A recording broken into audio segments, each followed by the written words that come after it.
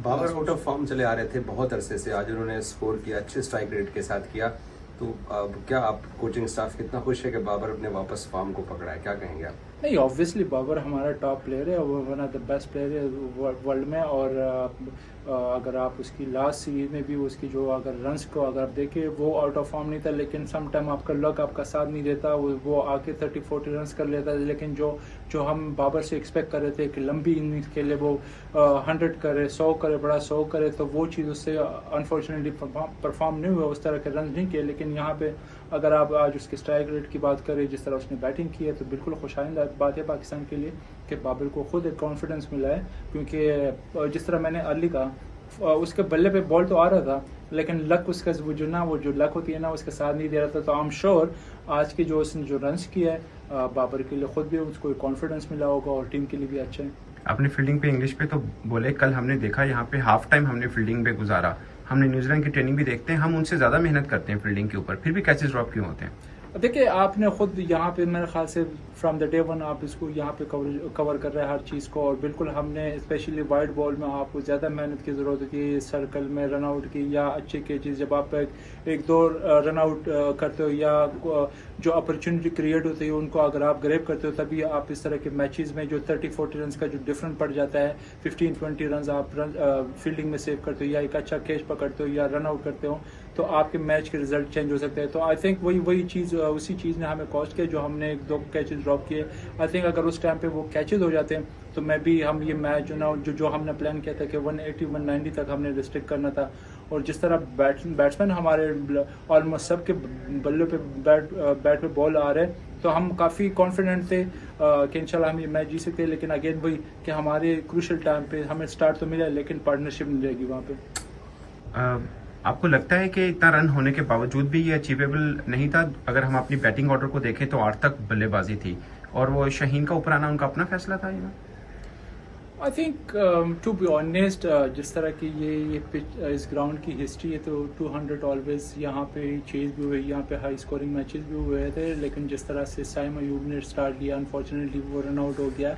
और अगेन आपको यहाँ पे जो ना गेम अवेयरनेस और माइंड प्रेजेंस माइंड बड़ा ज़रूरी है। हफीज़ ने मैच से एक दिन पहले मेंशन किया था इस चीज़ को कि यहाँ पे जो स्पेशली यहाँ पे न्यूजीलैंड ऑस्ट्रेलिया में यहाँ पे जो पिचेस होती है वो ड्रॉपिंग पिचेस होती है, स्क्वायर पे एक ही पिच होता है, साइड पे थोड़ा सा ग्रास ज़्यादा होता है। तो हमने ये प्लान किया था कि जब भी आपने रनिंग करने हो, कोशिश करें कि स्टम्प की जो पिच है उसके ऊपर आप रन करें, जिसकी वजह से वो स्लिप भी हुआ।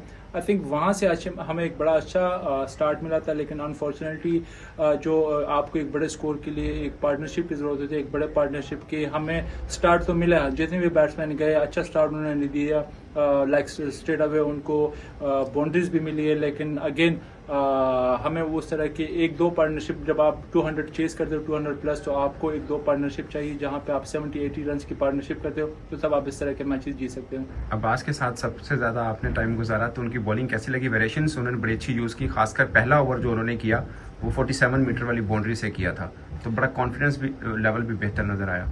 आई थिंक पहले तो ये एक बड़ा प्राउड मोमेंट है अब्बास के लिए, मेरे लिए और हमारे पूरे फैमिली के लिए कि पहले मैंने पाकिस्तान को रिप्रेजेंट किया, अब्बास ने किया। तो आई थिंक हमारे पूरे फैमिली के लिए बड़े प्राउड मोमेंट है। और बिल्कुल टू बी ऑनेस्ट, जब पहला ओवर हुआ है, जब शाहीन को पहले विकेट मिले, तो वहाँ से हमें आइडिया हो गया कि बॉल थोड़ा सा ग्रिप कर रहा है, आगे बॉल नहीं करना चाहिए। तो स्ट्रेट अवे उसी ओवर में मैं अब्बास के पास, आई थिंक वो थर्ड मिनट पे था या फाइन लेग पे था, तो मैं उसके पास गया हूँ कि यहाँ पे आपको, और उससे पहले भी हमारा प्लान था कि हार्ड लेंथ को हिट करना है, क्योंकि सामने की बाउंड्रीज छोटी है, आपने स्क्वायर की बाउंड्री को यूज़ करना है। और अब्बास से मेरी यही बात हुई थी कि दूसरे बॉलर्स को बता दें कि हार्ड लेंथ को हिट करे, थोड़े से स्लो बॉल की ज़्यादा ट्राई करे, वेरिएशन से ज़्यादा बॉल करे। तो आई थिंक उसने उसकी जो स्ट्रेंथ भी है उसको जो खिलाने का एक रीज़न भी है। उसने डोमेस्टिक में परफॉर्म किया, उसकी जो वेरिएशन है बड़ा इफेक्टिव था, और आज भी उसने अपने जो उसकी जो एक स्ट्रेंथ है वेरिएशन पे उसको कैरी ऑन किया, और राइट मोमेंट पे उसने विकेट दिलाई। लेकिन अनफॉर्चुनेटली जो एंड ऑफ द रिजल्ट था वो हमारे हक में नहीं आया। उमर भाई, हर मैच की इंफरादी बॉलर्स की अच्छी परफॉर्मेंस या फील्डिंग के ऊपर हम बात डाल देते हैं, लेकिन एशिया कप से लेकर थ्रू अब तक हम जिस वर्ल्ड क्लास बॉलिंग के मालिक थे वो कहीं नजर ही नहीं आती है। इस मैच की परफॉर्मेंस, ड्रॉप इन पिचेस, ये रीजंस हो सकती हैं, लेकिन हमारी fast bowling specially match winner अब नहीं रही है, और ये नजर आ रहा है एशिया कप से लेकर अब तक की जर्नी देखें तो कम से कम 10 से ज्यादा मैचेस बनते हैं जो कि हम नहीं जीते हैं। देखिए अभी ये तो नहीं कह सकते कि हम हमारे फास्ट बॉलर वो हिस्ट्री जो जिस तरह आपने कहा कि पास में हमने बॉलर्स नहीं ज़्यादातर मैचेस जिताए, लेकिन हम एक ट्रैक पे आ रहे वापस इतने मैचेस के बाद। देखिए जिस तरह से हारिस रऊफ ने सेकंड लास्ट ओवर किए, आई थिंक वो उस टाइम पे अगर वो अच्छा ओवर ना निकाले तो मे बी ये स्कोर 240 250 तक पहुंच जाता है। लेकिन हाँ, हम पैचेस में हम अच्छे बॉलिंग कर रहे हैं, लेकिन कंसिस्टेंटली जब आपको एक अपॉर्चुनिटी आपको मिल जाती है और आप उसको कंसिस्टेंटली जब आप अच्छे एरिया को हिट नहीं करते तो ऑब्वियसली आपको पैचेस में नहीं, जब आप लॉन्ग ज़्यादा ओवर्स आप अच्छे करते हो तभी आप मैचेस जीत सकते हो। लेकिन आई थिंक हम इस पे काम कर सकते हैं, और समटाइम होता है ये आपको टूर्नामेंट का पहला, ये सीरीज़ का पहला मैच था। ऑफ कोर्स हमने जो एरिया जिस तरह मैंने अर्ली भी